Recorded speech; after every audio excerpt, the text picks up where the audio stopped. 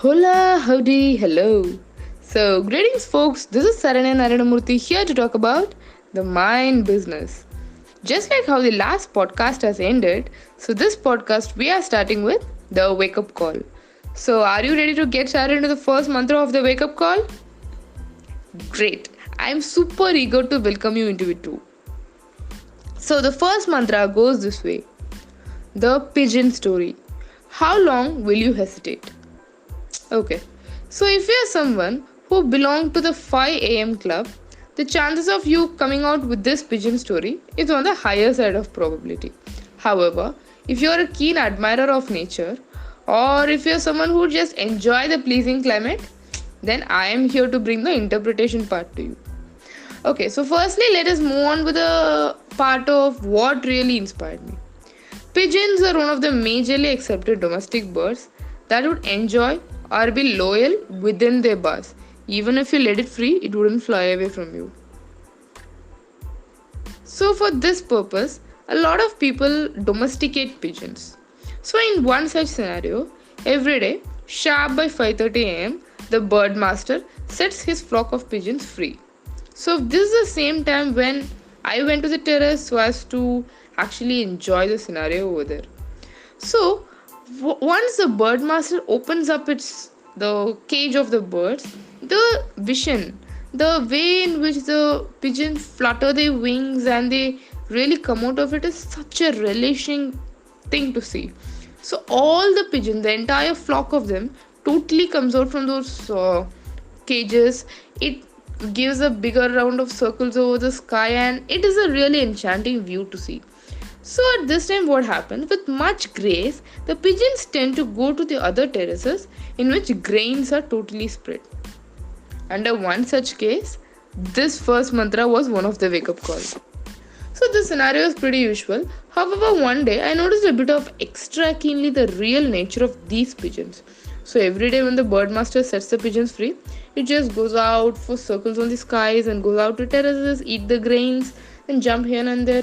And then after about 15-20 minutes, it goes back to its cages.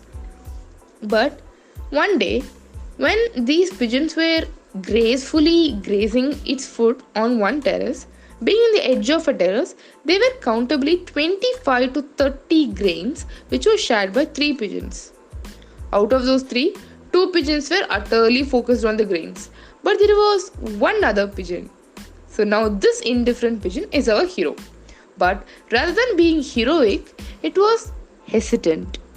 That one pigeon was picking up one grain, then walking up until the edge of the terrace, and with legs trembling, looked at the opposite terrace.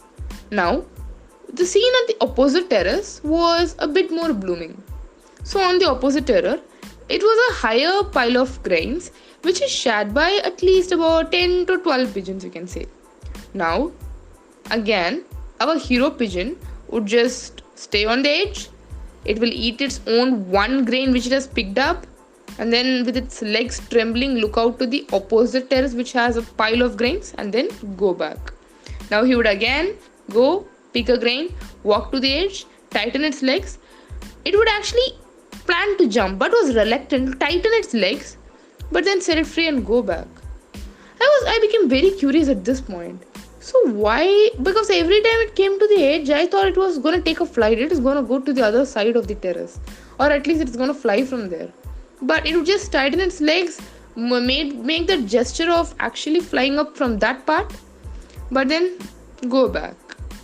So it will go back again and again, pick a grain, and this cycle continued for at least 3 to 4 times until I noticed. Now, from the other 2 pigeons, which was among our hero pigeons, right? We had 3 pigeons at that time. So out of those other two, another one pigeon, by seeing this motion of our hero pigeon, got curious. So now what it did, it went to the edge, it picked up a grain and walked up to the corner. On seeing the opposite side of the terrace filled with grains, our second pigeon instantly fled off and started enjoying the delicacies. Now I was like, okay. So the pile of grains for our hero pigeons was reduced to actually 10 to 15, and there were only 2 pigeons, out of which one was totally concentrated on the grains and other was a hero. Now, our hero has lesser rice grains and only one friend to share with. But his eyes were still etched on the opposite terrace. With much more hesitance, he walked. He walked, went to the edge. He was very determined, I guess, because he hasn't picked up any grains this time. And he took his flight and ended up on the opposite terrace. Now, do you find it relatable? If you are a bit doubtful, I do find it relatable. Most of the times, we are hesitant to take the first step. We don't instantly do what we like. We see external acceptance. If you think you want to quit your job, you won't do it immediately. We think, should I take validation from someone, advice from someone, this, that, lots. With passion high outside, we still stick out to our technical jobs, half-heartedly. We don't embrace change. We never embrace change. Before COVID, everything was physical, and on the shift of COVID, everything turned digital. Nobody liked it. People were all freaking off until what is this, what is that. And now after 6 months of this digital life, now everything is shifting back to physical, and now nobody wants to go physical. So this is one major human tendency wherein we never embrace change. We are afraid to leave our regular life for the greener other side. We have always heard the grass is greener on the other side. But how many times have you really taken the decision with complete care to go on and explore that greener side? To leave the entire comfort of your comfort zone? We don't, right? Isn't it true that most of the time we follow the traits of the hesitant pigeon? Yes. So by seeing from a distance, I would feel what the hesitant pigeon was really missing out. The hesitant pigeon couldn't have meal with a wider circle, that too with a pile of grains, the abundance of food, and a relatively higher treat. And the reason why we humans miss out is because we don't often get this view from a 360 degree. We get blinded by emotions. When we wanted to change something, we were able to see only from our own perspective, our own highs and lows, our own profits and losses. We were never able to have that 360 degree view. But one advantage I had when I was viewing those pigeons is I was able to view it from a 360 degree view, what they are having and what is really waiting for them.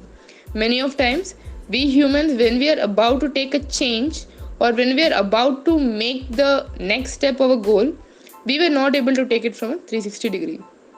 For a few minutes, this pigeon taught me how hesitant we are in doing what we want to do, and how unfair it is when we keep away our passionate needs just because of external validation or because of no complete faith in ourselves.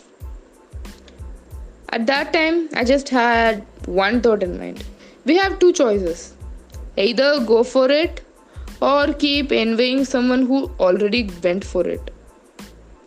Decision is totally ours. So, what would you pick now? Would you go for it? Or would you keep envying it? Decide now. There is no better time than now. So, this was the first mantra of my wake up call. If you really think this mantra matches with you, hit me in my DM. So, until the next podcast, stay tuned and keep listening to The Mind Business. Signing off with love.